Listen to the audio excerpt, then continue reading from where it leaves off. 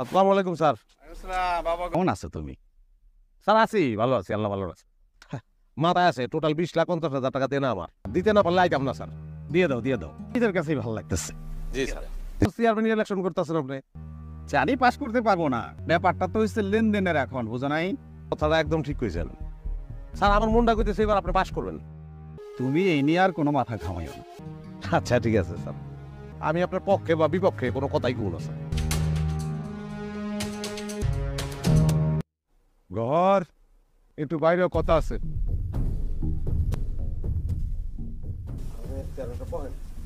এত রাইতে বিশ্বাস করেন আমি কিন্তু আপনার পক্ষে কোনো নির্বাচন প্রচার করতেছি না। হ্যাঁ, নির্বাচন তোরে করতে এতক্ষণে করতেছে এইটা আমার কলজাটা ছটফট করতেছে।